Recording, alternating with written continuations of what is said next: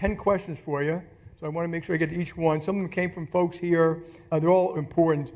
But one, just to start, is why SpaceX public now? Because you had choices, you didn't have to. Why now?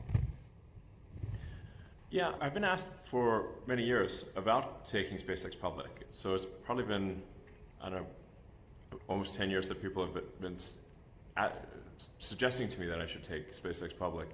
We've been positive cash flow for quite a long time, I think, since around 2014, 2015. And we've been self-funding. In fact, in our private equity rounds, they actually have not been fundraising rounds. They've been liquidity rounds for investors and employees because we give everyone at the company stock. And SpaceX has actually bought back stock in most of our sort of funding events. So what's different about now is that it's a number of things, but we are embarking on a significant growth phase, like a capital growth phase, where we are going to put in orbit probably 100,000 satellites, or probably over 100,000 satellites just for communications. And these will be the version 3 and beyond versus version 2 and version 1 that are currently in orbit. Version 3 is, depending on how you count it, 10 to 20 times more capable than the version 2 satellite. And there were 3 chips that the SpaceX chip design team taped out that are specific to this, that are far beyond state of the art, which means it's 100 times more bandwidth than the SpaceX Starlink system currently offers, and also half the latency because the altitude will be about half altitude. I think it will actually be the highest bandwidth, lowest latency means of communicating. And the future with AI and robots is actually going to require a lot more bandwidth than we currently use. Because you can imagine, what's the bandwidth of a human? Its peak bandwidth of a human is a few hundred bits per second, but bandwidth of a computer can be a trillion bits a second. So the appetite for bandwidth of AI and robots is going to be enormous. And then we're also doing the AI data centers in space, which is another massive capital endeavor. But I think it'll be the primary means by which AI can be expanded. It's increasingly difficult to build power plants on the ground. There are very few people who want a power plant in their backyard. So if we wanted to, say, double the electricity usage of the United States, which is on average about 500 gigawatts, we would have to build about twice as many power plants, which I don't think most communities are not super excited about that. But actually, if we go to space, we can go far beyond the electricity generation of Earth. In fact, this is going to sound crazy, but you could actually increase harnessed energy by a factor of 1 million and still be using much less than 1/millionth of the sun's energy. So current human civilization uses much less than 1/trillionth of the sun's energy output. It's just humbling to think about. We're really a tiny, when you see the true size of Earth relative to the sun, we're a tiny dust mote in a vast darkness. And the sun is enormous. The sun is 99.8% of all mass in the solar system, and most of the remaining 0.2% is Jupiter. Sometimes people ask me, I'm maybe going a little wide-ranging in this answer, but because they just asked me why you're going public now. I'm like talking about the sun's power output. I'm like, a bit of a long-winded answer. Yeah. If I was an AI, you might tell me to, okay. But also, but it is important. Some of these things are important because people sometimes wonder, what's the future of energy generation? And I can say that it is absolutely solar power, or maybe a better word for solar power is star power. It's the power of a star. And the crazy thing is that it burnt all mass in the solar system that was not the sun. The amount of energy produced by the sun would still round up to 100%, because the sun is 99.8% of the mass of the solar system. Even if you teleported 2 more Jupiters from another, somehow teleported 2 more Jupiters from another solar system and burnt them too, the sun would round up to 100%. So it's very much the sun.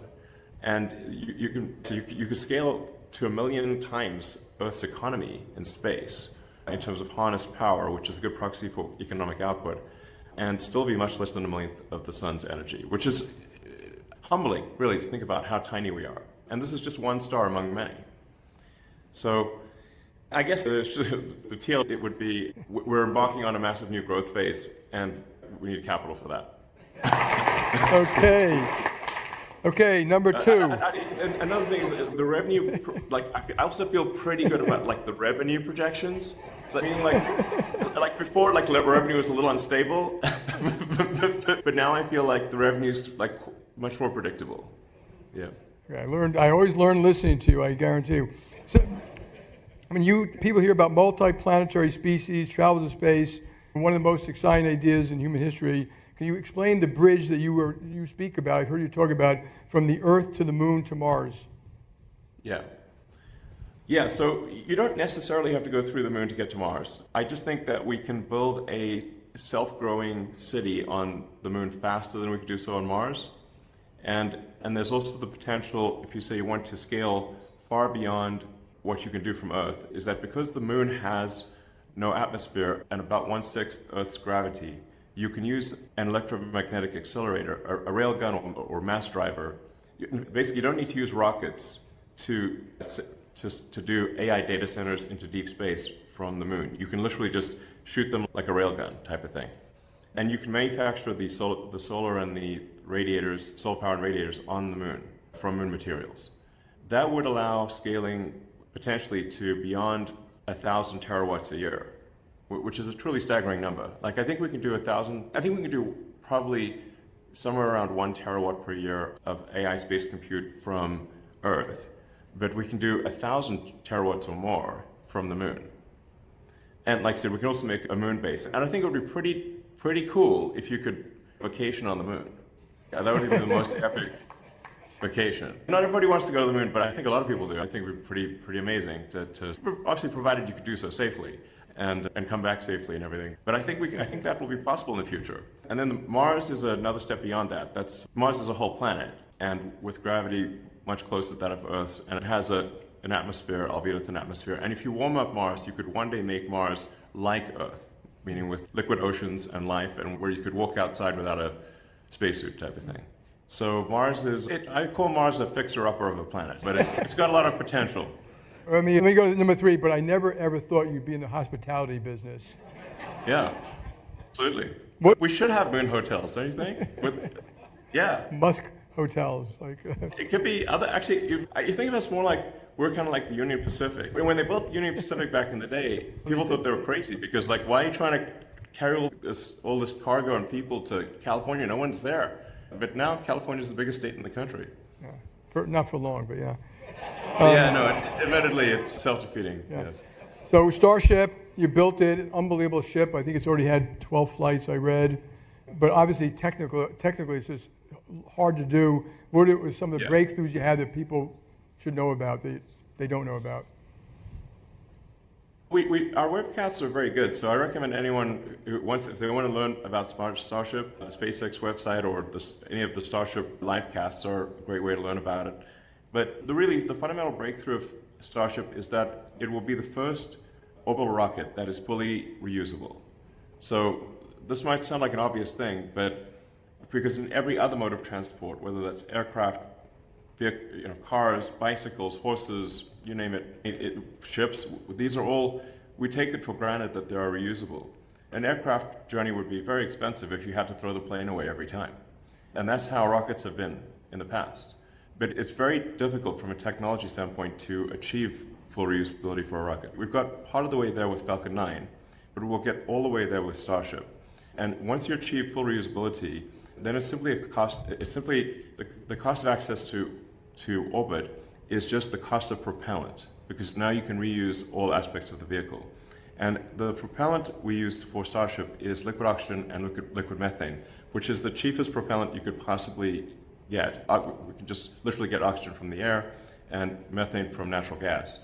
So the cost of propellant for Starship will be less than the cost of jet aviation fuel, which means that you should be able to actually send cargo to space for less than the cost of cargo on an airplane going on a transoceanic trip. Really well. Starlink, another thing that has been amazing, global communications. We already mentioned Ukraine. You had mentioned to me that V3 would maybe be able to replace some of these cyber cables, which, by the way, is a huge security risk for all of us because several have already been cut in the Baltic Sea. So what's the next view for Starlink, both V3 and maybe V4? Yeah, so the V3 satellite is a gigantic, and you can look it up on the internet. As I said, it's 10 to 20 times more capable than V2. It's a very big satellite. In fact, it can only be launched on Starship. It's too big to be launched on any other rocket on Earth. So Starship has a 30-foot diameter cargo bay. And the V3 satellites are, they're about 7 meters, so about 22, 23 feet wide. So very big, like the size of a small bus, essentially. And there's a bunch of technical details about, we have much bigger phased array antennas, we've got more ground links, we've got more of our satellites communicate with each other with lasers that we developed and manufacture. So it's got a lot more lasers and more advanced lasers. It's also got W-band and E-band. These are technical details, but it's got a lot of, it's like a crazy orbiting radio station. Okay, and doesn't a Starship do 12 of them or 15 at once? It should be able to do 50. 50. Yeah, because Starship V3 is aiming to do 100 tons to orbit with full reusability. And then Starship V4, we're aiming for over 200 tons per mission. And then being able to launch every hour. Next one, data centers in space. You've been talking about that. Other people have mentioned it, but obviously it has different technical capabilities. It's colder up there, it's less vibration, but you also got to get the data back to the Earth by some method. I think you mentioned to me lasers in good weather and bad. And so how hard is it to do now that you've looked at it for a while? We don't think this is a particularly difficult thing to do. In fact, we think it's easier than our communication satellites. Quite a bit easier than our communication satellites. The Starlink V3 communication satellites is an incredibly complex machine. The AI data center would be much simpler by comparison, because it's really just solar power plus radiator, some basic equipment for operating the satellite, and then the laser links, which would connect to the Starlink communications constellation, and then to the ground. And the connection would happen no matter what the weather is, because once you connect via lasers to the Starlink communication constellation, the Starlink communicates to the ground with frequencies that are cloud penetrating. So they're, in fact, even roof penetrating to some degree. So you would always be able to close the link with the data centers. Excellent. Talking about America, one of the big things here, we've been talking about the reindustrialization of America for a long time, bringing back advanced manufacturing, and now you're talking about building the terafab, building chip fabs in New York. What compelled you to do that now with all the other things you're working on? We try to, so what's the limiting factor? And the limiting factor, what we see as the limiting factor is being able to make chips, both logic, memory, and packaging. It's worth noting that there's not a single high-volume computer memory fab in America right now, 0. There's one being built in Idaho by Micron, but that will not reach volume production until, I believe, 2028. And there's some being built in New York, but they are, in, I think, 29 and 30. And this is a tiny fraction of the memory that's needed. And in fact, even if you take the best case assumptions of the memory makers and the logic makers, it is not enough to meet the demand that is anticipated, which is why you're seeing stocks of Micron go to, I think, 1.2 trillion, or some quite high number. So there's just clearly a need for AI logic, memory, and packaging, AI computers, essentially, that is far beyond what even the best case assumptions of the existing fabricators can do. And that's why we need to do the terafab. Yeah, it seems like essential, otherwise there will not be enough chips. So I'm going to do one more on some of the stuff you're building and then a little bit more on other issues. AI strategy, you've also took a Grok inside into SpaceX. How does that fit into this platform you're building? So we do intend with the SpaceX AI satellites to allow people to put whatever GPU or TPU they want. So if NVIDIA GPUs can be put on it, Google TPUs can be put on it, Amazon Trainiums, or any other chips that people want to put on can be put on. We will also offer our chips in the future, and I think we also want to offer our software, our AI software as well in the future. But it will be such that you can run anyone's AI on hardware or software on the Tesla AI satellite, SpaceX AI satellites. Yeah. Right. So the next three are completely different. I'm going to mention each one. I'll ask you each one, but one's about his view of patriotism, his service to this country. One's about culture and bench. How do you actually build these wonderful companies? Because a lot of people here have those issues. And then kind of leadership. And I have a very specific question about that. But first I'll start with patriotism. You've served this country. I know you're a patriot. We've spoken about it. How do you view your role of being an American patriot and helping the United States? Yeah, I'm incredibly pro-American. So, and frankly, always have been. So, yeah, so SpaceX does do a lot of work for what used to be called the Department of Defense, the Department of War these days. We have a division called Star Shield, which provides military communications, and there's some other stuff that's kind of classified. Can't talk about that, but we are helping the Department of War and Intel, part of the government, were a vital element of that. So, yeah, I'm just super pro-America, always have been. Thank you. Culture bench, Brett, I've been with you for 15, 20 years. I know you've built a huge bench in SpaceX. How do you keep it going? What's important to you? How do you make sure you keep the best talent? Yeah, Gwyn was, I think, around the 7th person to join the company, and that was 2002. So it's been like 24 years. And generally, the senior executives at the company have a very long tenure.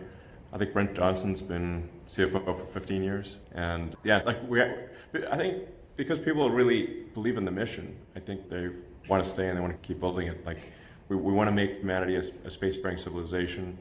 We want to take humanity to Mars and the moon and ultimately beyond. We want to it's like science fiction, make it real. So go to places that have never been explored before. Make Star Trek real. That was one of my favorite shows. Yeah. Excellent. And then last one, you've built multiple companies. How have you changed from maybe 20 years ago? Maybe I should ask you guys, how have you changed from like when you started to today, lessons you've learned, how you've changed both as a leader and as a person? I think I'm probably more chill than I used to be. So I was probably I'm way more laid back than I used to be. Which I'm still not that laid back, but more than I used to be, for sure. And one of the things that I found over time, and I've mentioned this before, is that in terms of recruiting people to the company or having people work at the company, their individual abilities and their intellectual capabilities matter a lot, but also it also matters if they have a good heart.